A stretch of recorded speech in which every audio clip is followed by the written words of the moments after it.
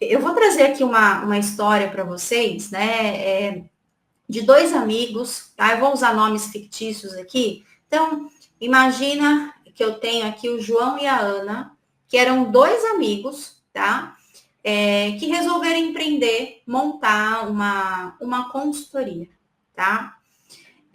No entanto, a Ana, que era mais influente, mais comunicativa, mas ela não sabia disso, que ela nunca tinha feito uma análise de comportamento, tá? Ela tinha uma grande tendência a procrastinar tarefas operacionais, ela se distraía com facilidade, perdia o foco, levava muito tempo para fazer as coisas, tinha dificuldade com a parte financeira, em se planejar, mas ela era excelente para lidar com pessoas. E aí, uma vez, a Ana decidiu implementar uma campanha promocional, tá? Com o objetivo aí de aumentar as vendas, ter novos clientes. Só que, sem pensar muito, ela vai lá e oferece uma condição especial, fez uma promoção aí, mas ela não verificou a margem de lucro que aquele produto ia estar dando, tá? Essa campanha, ela trouxe muitas vendas, mas no final do mês o saldo foi negativo. Então, o que a Ana ela percebeu? Que ela não tinha tomado a melhor decisão. Então, essa impulsividade, né, de pessoas comunicativas e essa dificuldade em avaliar informações financeiras foi algo que fez com que acontecesse esse resultado. Em contrapartida, o sócio dela, o João, super organizado, que tinha muita facilidade em enxergar riscos, tá? Gostava de planejar, de se organizar. Ele já tinha analisado todos os detalhes. Ele cuidava das finanças lá na ponta do lápis, tá? E ele enxergou o impacto do que ela estava fazendo. Ele sabia que não ia dar certo. Então, quando a Ana trouxe aquela ideia de fazer a promoção, ele ficou super apreensivo, mas a capacidade dele de persuasão era muito baixa. E mesmo sabendo que ia dar tudo errado, ele não conseguiu argumentar e evitar com que o problema acontecesse. Ele não conseguiu se posicionar com assertividade. E aí, a situação, né, o problema realmente veio à tona, tá? Então, o que a gente pode perceber com isso? Que quando essas duas pessoas, elas fazem um trabalho de autoconhecimento e elas enxergam as suas forças, na realidade, ambos têm forças opostas. Então, o ponto fraco da Ana é o ponto forte do João, vice-versa. A Ana criativa, cheia de ideias, cheia de inovação, sabe lidar com pessoas, o João, ao contrário, muito mais analítico, uma visão mais financeira, né? A Ana é o acelerador, o João o freio. Então, o equilíbrio entre essas características vão fazer com que cada uma dessas pessoas aprendam a respeitar os seus próprios papéis. E com isso, entendendo sobre isso, o negócio mudou completamente. Então, tudo que a Ana fazia, aquelas ideias criativas dela, agora passava por um filtro do João. Agora, o João, que é crítico, que vê, analisa o risco e tudo.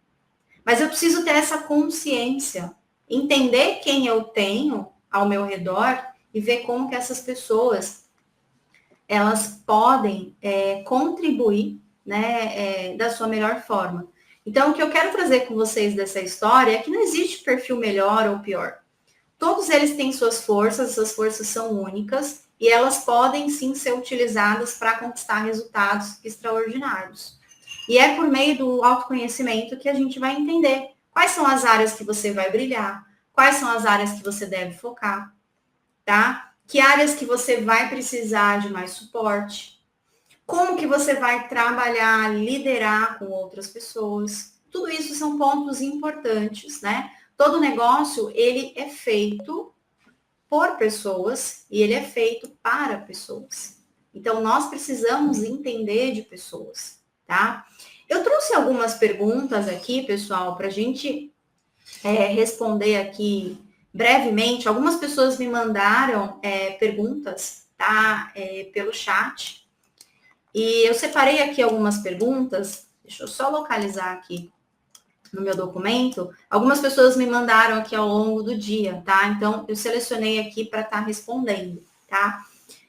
O João de São Paulo, ele colocou assim, ó, eu sinto que eu procrastino muito em algumas atividades do meu negócio, principalmente aquelas atividades burocráticas. Isso pode estar ligado ao meu perfil de comportamento? Como que eu posso lidar com isso sem prejudicar a minha produtividade, tá? Então, o que ele está dizendo? Que ele procrastina atividades burocráticas, tá? Então, o que isso significa, né, João? Sem dúvida, né, é comum essa procrastinação e está ligado ao perfil sim. Por quê? Pessoas mais criativas, pessoas mais influentes, mais comunicativas, vão ter sim uma tendência em procrastinar atividades burocráticas, porque a força dela, a motivação, está nos relacionamentos. Então, já os perfis mais planejador, o verde e o azul, é o contrário. Eles vão adiar o quê? Eles vão adiar tarefas que vão envolver vendas, tarefas que vão envolver se relacionar com pessoas, tomadas de decisão, risco, tá? Mas a parte mais burocrática, finanças, processos, é com eles. Então, o que eu vou entender? Que o meu ponto de procrastinação, a minha área de procrastinação vai estar na minha fraqueza, que é onde eu tenho medo de atuar. Tá? Então, como que a gente pode, né, contornar isso, tá? Então, delegar, por exemplo, tarefas, né, que não são a sua força, para pessoas que realmente têm um perfil, né, onde aquela habilidade é a força dessa pessoa, tá? Às vezes eu não tenho como delegar, eu tenho que fazer mesmo, né? No começo, quando a gente monta o negócio, a gente faz tudo, tá? Então, comece pelaquela atividade que gera mais impacto no resultado. Caso contrário, se a gente for seguir o nosso piloto automático, nós sempre vamos fazer aquelas tarefas que são mais prazerosas, que estão mais conectadas com o meu perfil.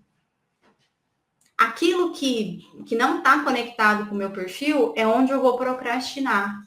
Esse é o ponto-chave.